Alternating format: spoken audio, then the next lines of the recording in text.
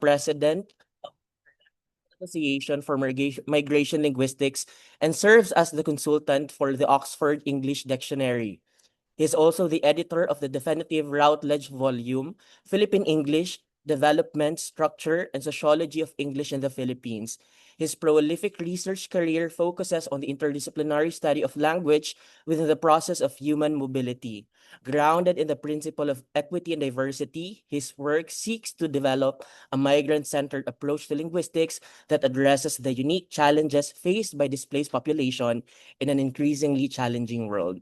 Once again, our third speaker for Kinagia 2026 International Lecture Series on Language Planning and Policies. A round of applause, everyone, to Dr. Ariane Makalinga Borlongan. Hello, sir. Good morning. Hello, good morning. Can you hear me? Hmm, Can you hear me? Yes po, sir. Okay. Okay, so I'll share my screen.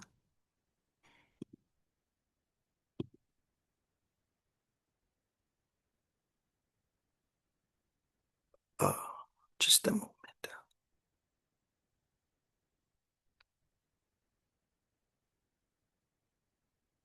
Okay.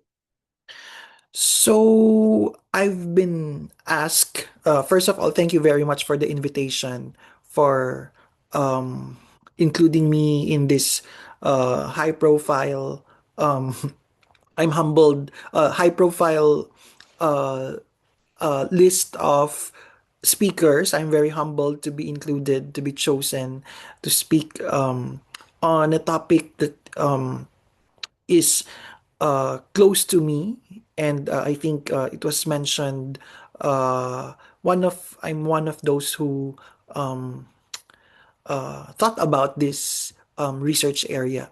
So I want today in my lecture just to lay out the agenda for migration linguistics and also for in particular the things that we need to do and we can do in relation not only to migration linguistics per se as an academic discipline but also in uh, the broader society.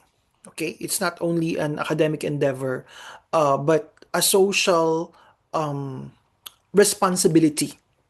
Okay, migration is a big social phenomenon, a very important social phenomenon, which has interested not only scholars but governments, uh, industries, and also people around the world. Okay, so and I'm also aware that in your part of Mindanao there are some migrants from the neighboring countries, so I just want you to recognize this role that migration plays. Migration continues to create the modern world. Okay, it defines uh, what how the world is evolving now. Okay, globalization could not happen. Globalization, development, and progress in contemporary societies are reliant on migration. Okay, even if only a small portion of the world are actual migrants, I will give the numbers later. Many of us are touched by migration. Okay, who are the uh, migrants? I think I don't want to give a long list. I was writing this in my book, but probably one good example is well, I'm a migrant, but I don't want to talk about me myself. Albert Einstein, okay, is a migrant. Okay, so um, Pope Leo, okay, and a lot of us, you will see the definition later, are migrants. If you are not living in the place where you if you moved uh, either temporarily or permanently from another place, then you are likely a migrant. Okay. Not only have daily objects and entities been impacted and influenced, but most importantly, ways of thinking and feeling have been affected and changed by migration. Okay, migration allows us to enrich our ways of thinking. The notion of internationalization of education is an outcome of migration. Okay, that is can only happen on the basis of migration. Uh, okay. But migration is not new, okay? It's an age-old phenomenon, and the world civilizations were born because of migration, okay? It's difficult to quantify precisely uh, how much migration has happened, okay? Or also, no, sorry, from in historical perspective, but also in terms of how much migration affects us, okay? But there is robust empirical data indicating the positive influence on social, particularly economic, on both origin and destination societies. Okay, so migration continues to be part of the solution for many economies. I just give you a number. Uh, Currently, the percentage of migrants in the global population is 3.6%. We will see the numbers later. But the migrants produce 10% of the global GDP. Okay? So that means that migrants produce more than their actual percentage in the world population. Okay? A few dates and events in the late 20th century will help us realize why the present times is called uh, the age of migration. One is the reconstruction of the developed world after World War II. Okay. Next is decolonization. Okay, people moving back to the colonial mother. It's very apparent in the Philippines with the United States and to a lesser extent Spain. Displacement resulting not only from World War II but also later conflicts, including conflicts we are so much aware of that's happening now. Economic progress and the demand for labor. Okay, the developed world continues to grow and they need more people because societies are aging in these places. Okay, uh, policies and programs in destination countries which facilitate labor migration or migration in general. The education pathways that are found in Canada or Australia are nice examples. And continuing advances in technology, particularly in transportation and communication. Okay? Uh, well, now because we have some issues regarding fuel, but you will notice there are more flights. Well, just last night I saw Cebu Pacific canceling the flight from Davao to Bangkok. This kind, but this new routes of airlines allow for mobility, greater mobility between cities that people in Davao don't need to go to Manila to go to Bangkok, right? A nice example, I mean, a very specific, curious case. The city beside me, Tokyo is not a city, it's like a whole province, and it's composed of many cities. And I live in Fuchu, and beside me is Chofu. Okay. There used to be a bus from my station to Chofu station, but and I used to go to church there in Chofu, meet friends. But after that bus service has been stopped, also because of migration issues, um, there are no more drivers in Japan because the drivers are aging and that's why they're recruiting foreign drivers. So probably they haven't recruited a driver for this route. Uh, I haven't gone there for more than 1 year because of because the bus service has stopped.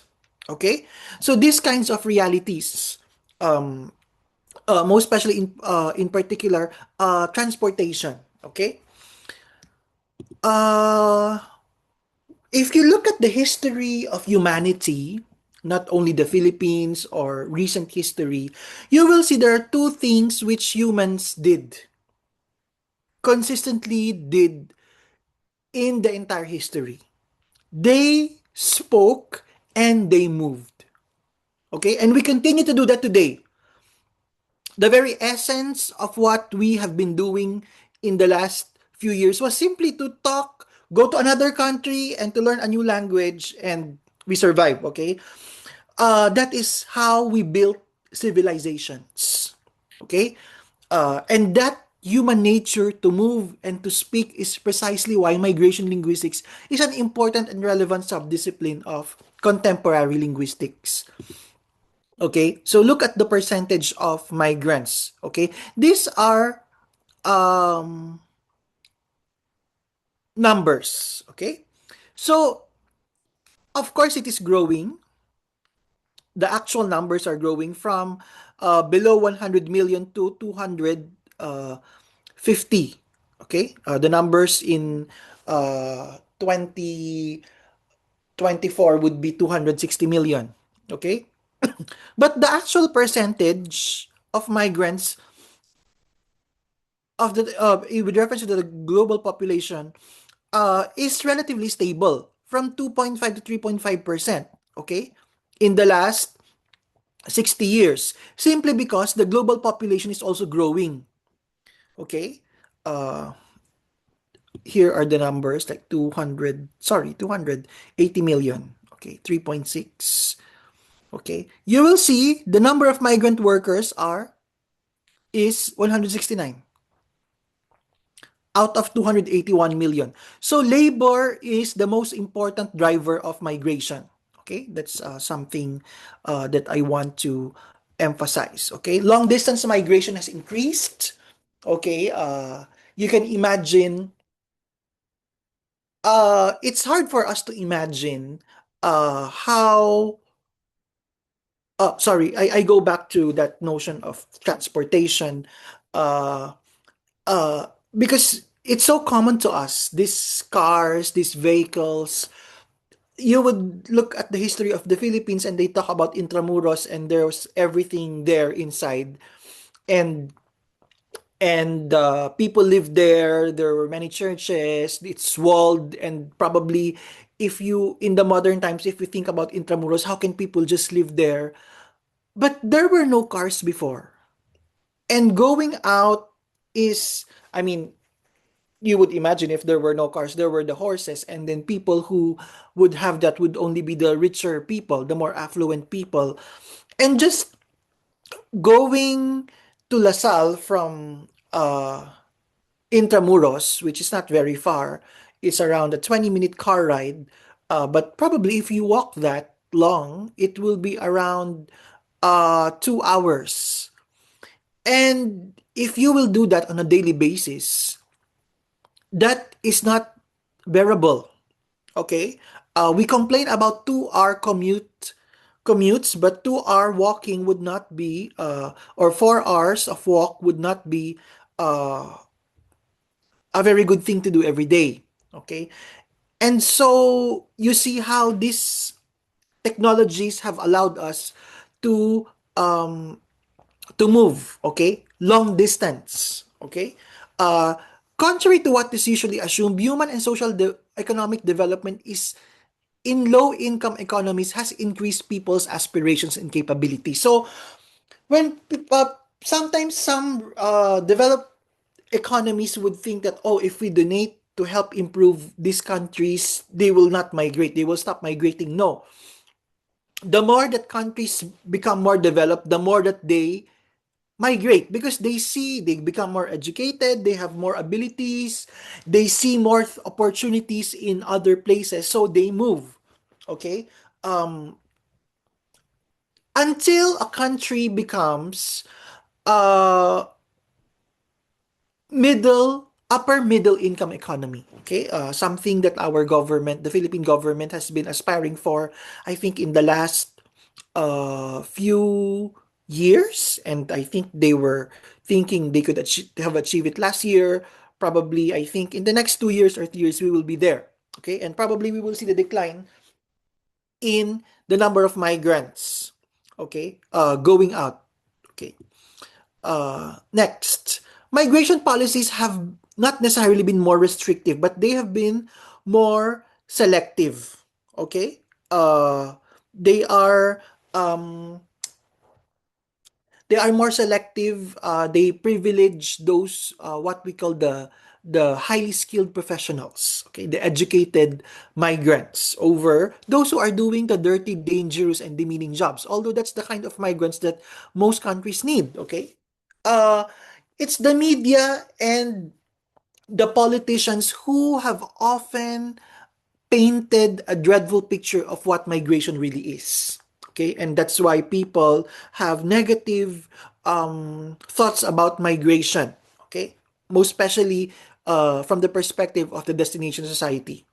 Okay, and migration is often a major political issue. Okay, if there's disagreement between two countries, it's always the migrants who would suffer.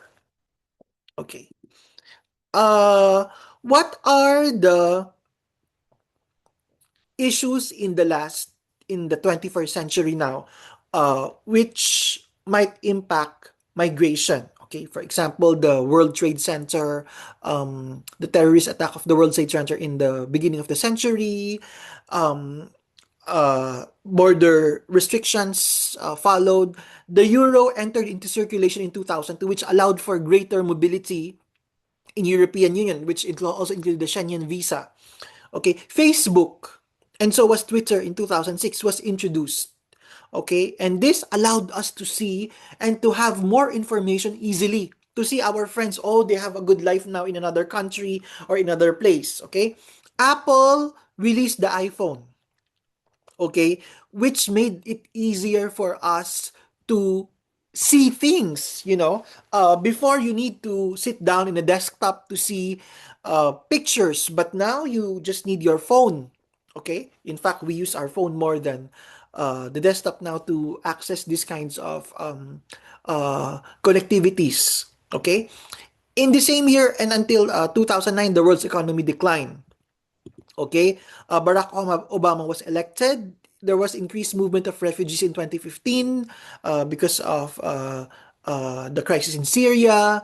The British public has decided to leave the European Union. These are also challenged mobilities. Okay, Donald Trump becomes the 45th president of the United States, and he was re-elected, as you all know. COVID-19 pandemic happened.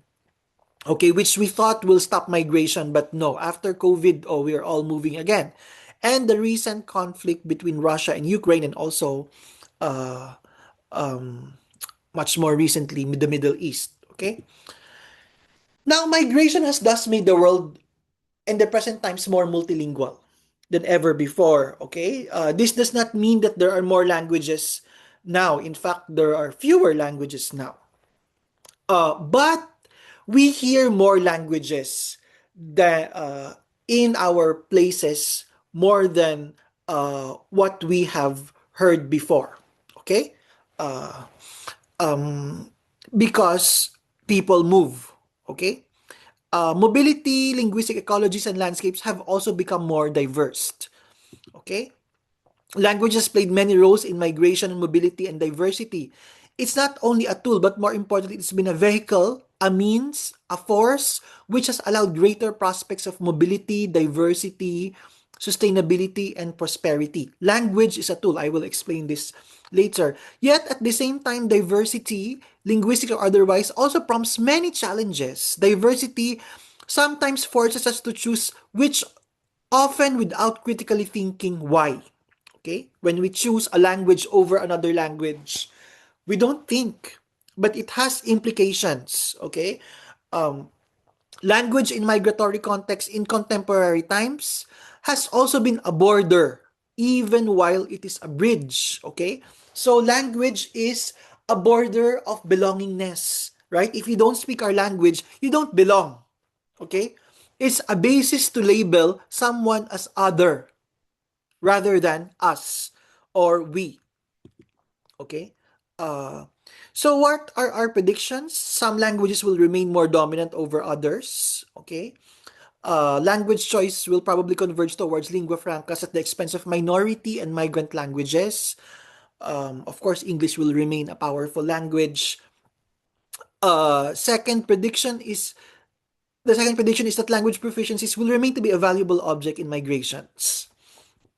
Our third prediction would be that language demands and needs can be abruptly affected by catastrophic situations such as wars, pandemics, and even technologies. Okay?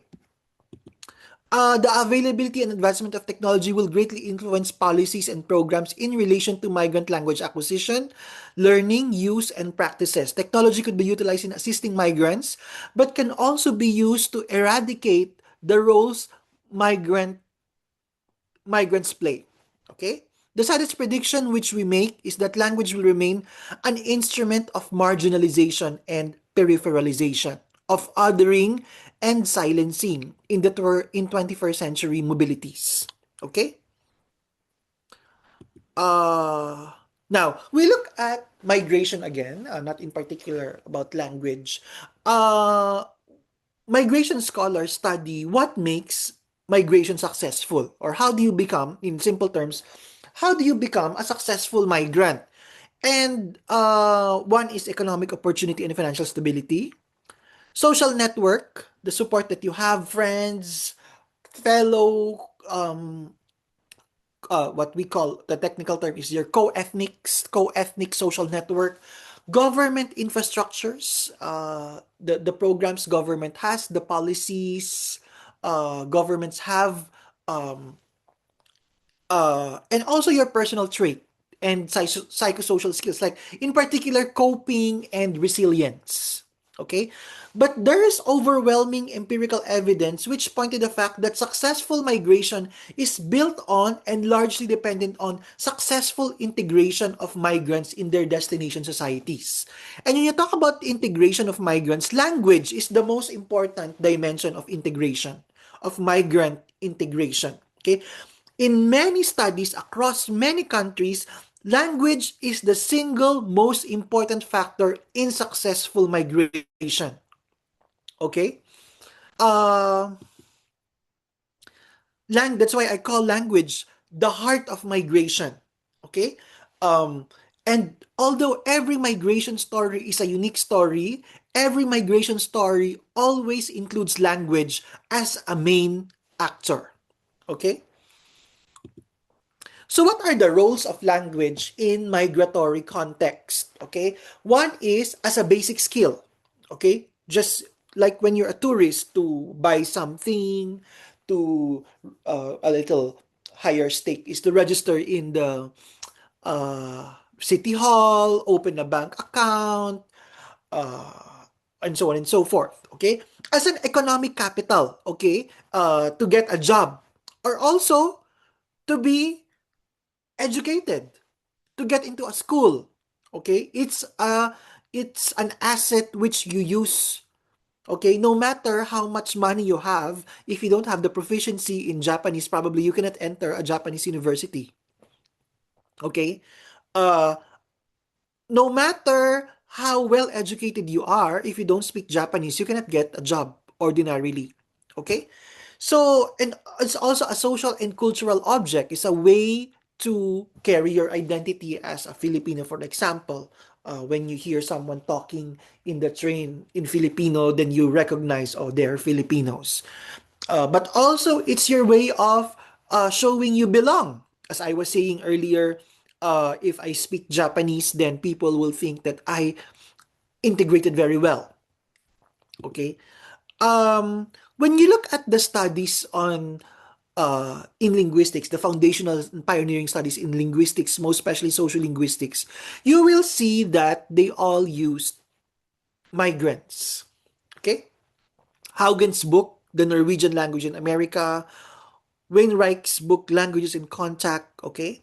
These are key studies in linguistics, which began the field of linguistics. Okay, Labov's first study his first study wasn't that department store study, but it's the residents of Martha's Vineyard. Sorry, this one is actually an island. It's not a vineyard. Okay, it's called Martha's Vineyard, and the local population uh, was being the island was being populated by foreigners, not really foreigners, but from people outside the island, and they didn't like it. So what they did was, instead of merging the features, of the dialect spoken by the outsiders and the dialect spoken in the island, the local people decided to make more prominent the local features so that they are distinguished from the outsiders. Okay? Fishman's book on language loyalty in the United States. Okay? These are the studies uh, which began linguistics and social linguistics. And we recognize that the migrants allow us to have a better understanding of what language really is. Okay? The linguistic experiences of migrants is are a most vivid picture of how language works. Okay? Now, why did I think of a new subfield in linguistics? It's not new, you know. There's earlier studies on which is called language and migration. Okay, uh, and they're studied spread across disciplines. But they lack coherence and a robust framework. Okay, uh, also it's necessary to understand the nature of and issues surrounding language in migratory context. Okay, I have a very specific object of study. I have concepts and definitions. We have publications which I will show later. We have conferences, associations, courses, um, and institutes have been devoted to the progress of thought in migration linguistics. And we can see that truly migration linguistics has emerged as a new subdiscipline of linguistics. Okay, so this is my definition of migration linguistics. Of course, you can read it, but I'd like to read it because this is an introduction to migration linguistics. Migration linguistics is the interdisciplinary and multidimensional study of the various aspects of language within the dynamic process of human migration. It is the systematic study of language in migratory contexts, the study of migration broadly and language specifically, with particular emphasis on how language affects and likewise is affected by the entire migration process. It is concerned with how language is used, why language is necessary, what language represents, and which language is acquired and learned before, during, and even after migration. Okay, we look into various aspects. Okay, and you see, if you look at the focus of those that were earlier called language and migration, they were focused on the social dimensions, but I look into various aspects of language in migration, including psycholinguistic processes.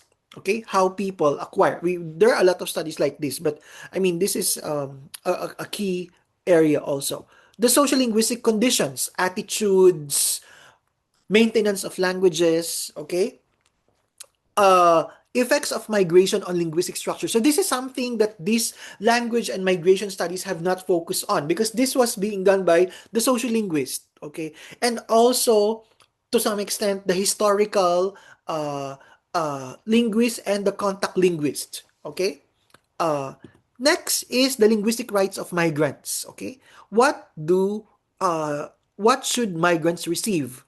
Okay, the language policies and programs for migrants. Okay, so what kinds of policies should we make? What programs will enable migrants to integrate very well? This is um,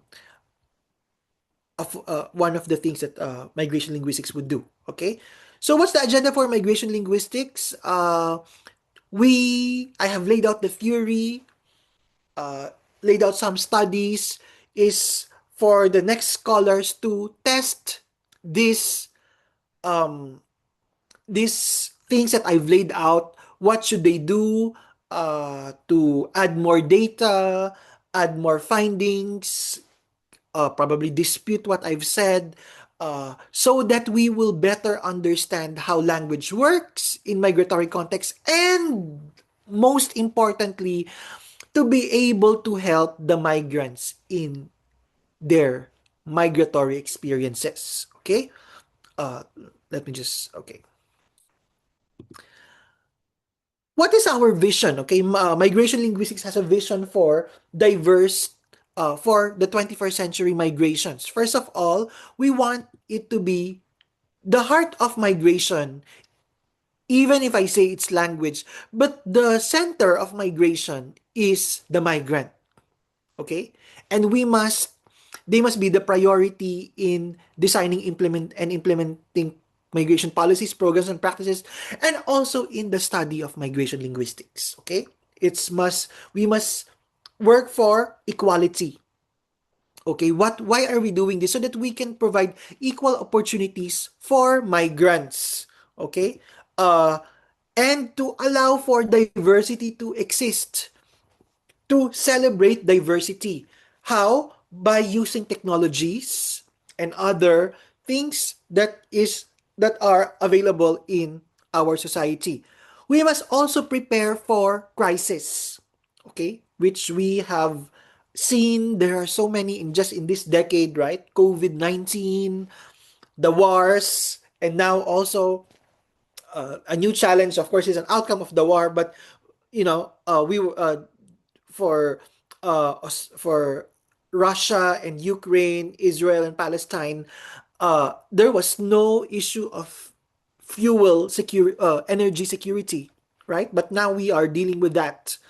Okay, it must be about development of the society.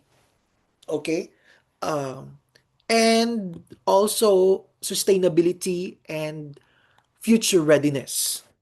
Okay, I just want to give you a few samples of the work that I have done on migration linguistics. On linguistic description, I studied how a new variety of Philippine English has emerged among Filipino domestic workers in Hong Kong and Singapore. How also in this process they have um, their language is more valued than their English abilities are more valued than those of other nationalities. Okay, another is how newspapers, I've mentioned this earlier, how newspapers are othering the migrants. Okay, because of uh, how they frame the migrants. We'll call it migrant representation in newspaper, the portrayal of migrants in media in across 10 countries. I think. I also look into minority migrants during crisis and emergency. This is something that I'm so interested recently. Minority migrants in Japan, the Filipinos are not minority migrants. We're top four. But there are migrants who are minorities. How do they cope with their own migrations?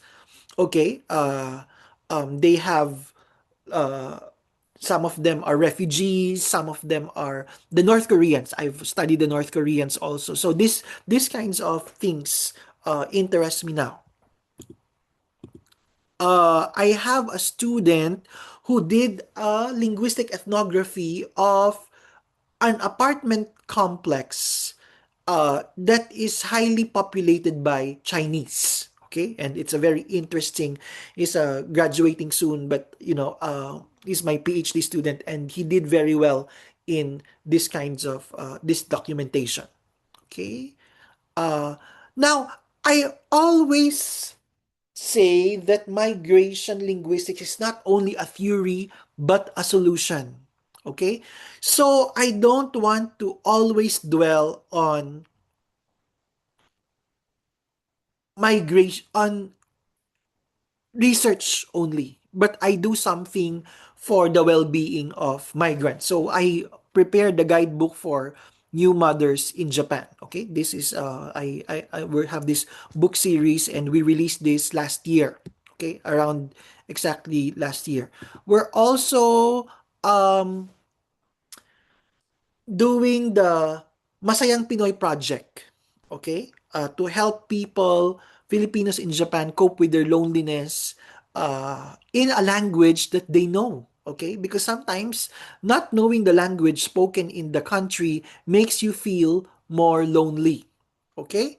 Uh, Actually, now I'm also being involved with another project with the Filipino migrants to develop the teaching of local languages, the languages we speak in the Philippines, heritage languages to the children here, to the Filipino children, the half Filipino Japanese children. Okay, and I think that's all. I want to give more time for questions, probably 15 minutes of questions. But before that, I want to promote the work that we've been doing here in TUFS, the Migration Linguistics Initiative. Please follow us on our Facebook, Instagram, and YouTube. You have some lectures there. There's our website, which you can also find our papers. One of our first uh, outputs uh, was this one, a special issue in ILA Review, published in 2024. Um, and then I also wrote the entry for language and migration in the Encyclopedia of Languages and Linguistics. We also came out with a special issue in the Journal of Modern Languages last year, and this is a double issue. So we will have another one coming out very soon. Is edited by my colleagues in migration. Some of them are my students.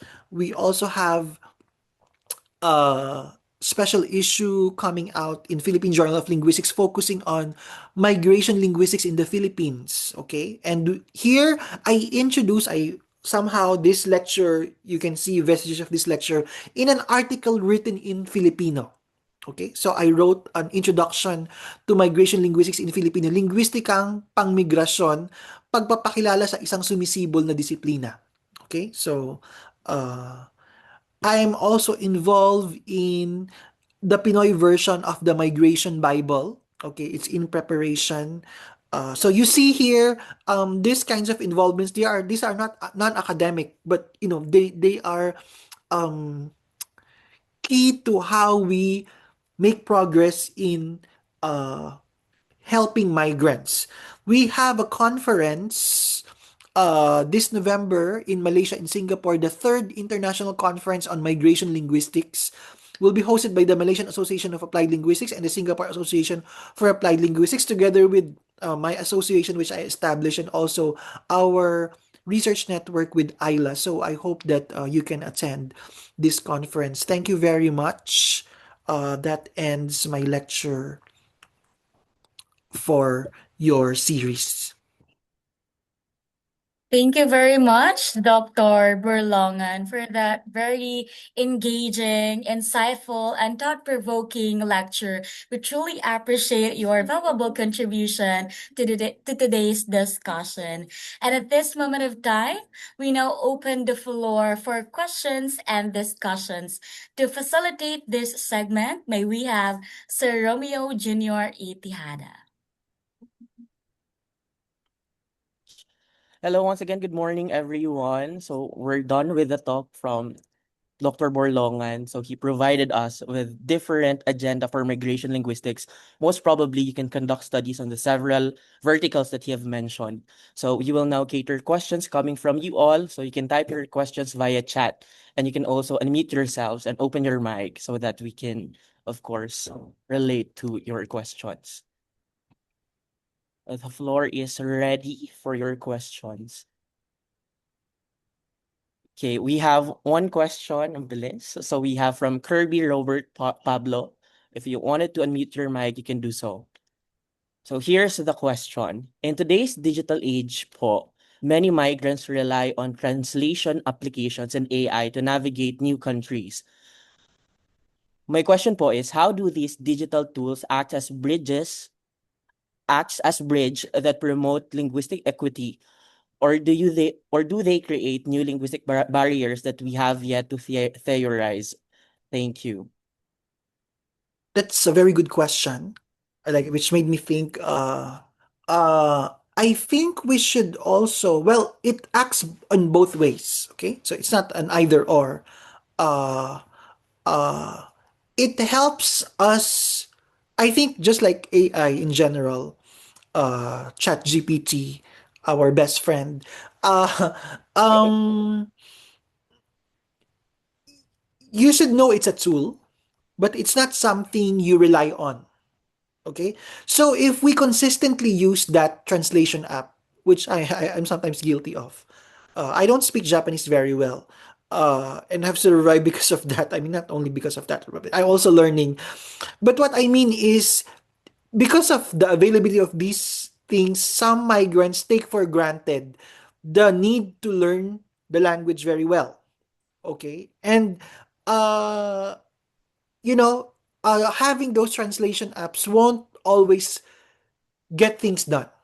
Okay, probably it can only get 30% of the things done, but not everything. So that is something that we need to tell the migrants. So technologies are meant to support us, but not to be our sole resource for survival. Yeah. Yeah. Thank you so much, Dr. Borlongan. That's a really good point and a really good research topic as well. So for the students who wanted to maybe explore this topic, some students actually, sir, from MSU Jensen will be traveling to Vietnam and Thailand. So they could possibly conduct similar studies that you've mentioned or this one. So how do they facilitate communication and so on? So we have another question from Kanama Anime. So I am truly fascinated by how migration linguistics can address the linguistic challenges migrants face, especially as global crises reshape mobility patterns. In the context of the Philippines, where Filipinos speak more than one language, how can migration linguistics inform language policies in multilingual societies, particularly in crisis situations such as pandemics or wars? A very socio-politically relevant question. Yes. We have to be realistic with the fact that governments cannot give representation to all languages. Okay, Yeah. that is a reality. So I've always been very vocal about how much representation do we want in the MTBMLE? Do we give representation to all the 180 languages? I mean, and how realistic is that? Uh, so I've always been very cautious in saying, "Oh, we should have translation support for all languages," because That's not possible. Okay. My suggestion is that we or destination governments would find ways to have uh, support for migrants when emergencies arise in these particular languages. Okay. So, for example, I mean, let's be realistic. I work with the Philippine Embassy here in Japan, but probably if there's an emergency and they I mean, how likely will a Filipino who speaks only a language that's spoken by around 200 or 500 or 1,000 speakers in the Philippines would be here? Okay? But I mean, that's not impossible, but not likely. But suppose it happened and there's an emergency. Do you think the Philippine Embassy can immediately get a support for that? Okay, so these are realities. Okay, so we should have a framework for making for finding support for this. Um, unless crisis-oriented situations, the Commission on Filipinos Overseas of our government has been trying to develop a program together with me to teach these heritage languages to Filipinos. This is what I mentioned earlier. Uh, so these are ways, I mean, we should uh, make these little things happen, okay? So that we can achieve our goals. Okay, we cannot arrive at a perfect situation, but at least we're working towards that. Yeah. Yeah. Thank you so much again, Dr. Borlongan. Yeah, that's the great thing about migration linguistics as presented by Sir Borlongan earlier, is that it's not just about the theoretical aspects of it. It's basically addressing migration handicaps, perhaps, that we discover. So it's a solution to the problem. So it answers the why conduct this study. So that's a good point. So we have another question here from the organizers. So I would like to ask, since migration continuously reshapes how language is used and experienced, how can migration linguistics help guide the development of language policies that remain responsive to these changes while still being practical and effective? I think the answer to that question was something that I began earlier, to be grounded in the realities of migrants. The resources also, I also don't, resources are limited. Okay, and we cannot always compel the government to deliver everything. because they also don't have, they also rely on us. The government also relies on us for what they can deliver. Okay. uh so that's why we should continue to understand, be more understanding, listen to the problems, and provide solutions to the urgent concerns, okay, with the little things we have. Yeah. Yeah. We have limited resources, maybe we do prioritization or whatever agenda, but that should be backed up by research. Yeah. So it is our Also, counterpart. sorry, it's very important to have a dialogue with the governments, the researchers. That's what I always do, to engage the government, because they're the ones who have the power, the political power, and to make things happen. So I always engage with them. That will make my work relevant. Okay, and I think uh that's why I'm enjoying migration linguistics, because I'm not only sitting down in my office thinking about something that probably so bright but doesn't really happen in the real world. Okay, so I see my work in the lives of the migrants. Okay, and people approach me, oh, we're so happy with this guidebook that you made. We're so happy with this program about loneliness. I can relate to that. That is what academia should be. It's not only within the walls of the university you have published well, but these kinds of realities, okay, to engage the people, okay, and to engage the migrants themselves, okay, because after all, um, this is for the migrants. This is not a purely intellectual exercise or a political campaign. It's about the lives of these people at the margins, and we need them at the table. Okay? They are not just at the side, they're at the center of the table. And that's what we have to keep in mind. Yes. Thank you so much, sir. Yeah, that's really great to hear from you. Yeah, the humanity aspect of research. So that's a really good emphasis for us as emerging researchers. So we have another question. So, how do you think digital spaces like social media and online communities are reshaping the traditional patterns of linguistic adaptation, especially for the speakers who are physically rooted in one place but virtually immersed in another linguistic environment? So, this is a VA context, virtual assistant, I think. So, yeah.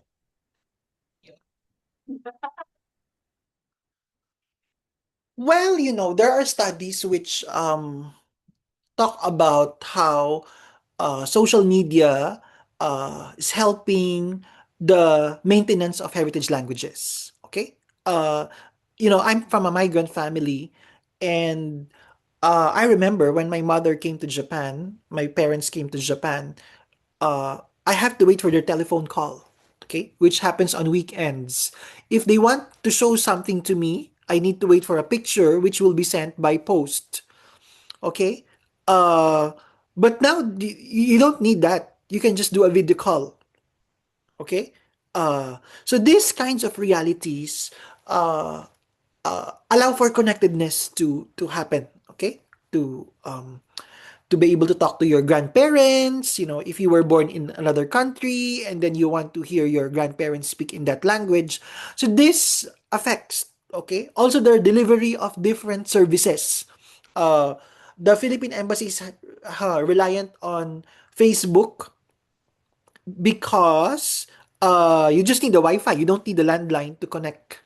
Okay, so these kinds of things. Yeah. Yeah. Yeah, it's basically the emotional aspect. Just imagine us traveling to another country, but then we have to adjust in terms of the language, but also with the family, right? We're away Yes. from our family, so it's important to gather that data as well. So, are there any other questions, everyone? You can still unmute yourself or type on the chat box. All right. If there are other questions, perhaps you can reach out to the organizers. They can facilitate the question to be sent to Dr. Borlongan. And maybe if he is free, he can respond to the question. And That's basically the end of our question and answer portion for this morning. And once again, thank you so much, Dr. Borlongan, for that wonderful insights on migration linguistics. Thank you so much, Sir Romeo Tejada, for facilitating our Q&A session. And of course, to Doc Arian Berlangan, thank you so much po. And of course, to all our participants for thoughtful questions and active engagement. At this moment of time, we proceed to the awarding of Certificate of Appreciation to our esteemed speaker, Dr. Arian Makalinga Borlongan, in recognition of his invaluable sharing of knowledge and expertise. Before anything else, I would like to read the citation. Mindanao State University General Santos City College of Social Sciences and Humanities, Department of English, in partnership with the American English Alumni Association of the Philippines and Regional English Language Office. Certificate of Appreciation is proudly presented to Dr. Arian Makalinga Burlongan in grateful appreciation for sharing his invaluable expertise and insights as the resource speaker during the International Lecture Series on Language Planning and Policies with the team Diaspora and Transnational Communication in Shaping Language Policy and Multilingual Societies, held via Zoom teleconference given this 25th of March 2026 at Mindanao State University General Santos City, signed by our English chairperson, Professor Fernan B. Leao Maet, and our college dean, Professor Mario J. Aguja. Once again, Certificate of Appreciation is proudly presented to Dr.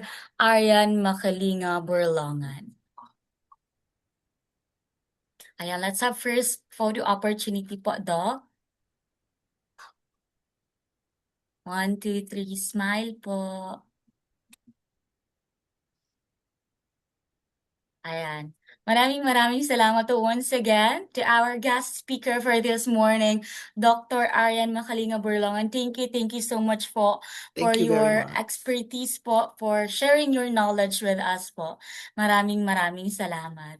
Ayan, as we approach to the end of our program, we reflect on the meaningful insights shared today, reminding us that the power of language is not only as a medium of communication, but also as a tool for transformation and empowerment. And before we conclude, let's have first our photo opportunity. May I request everyone to please open your cameras for our photo opportunity. So we have 6 slides po.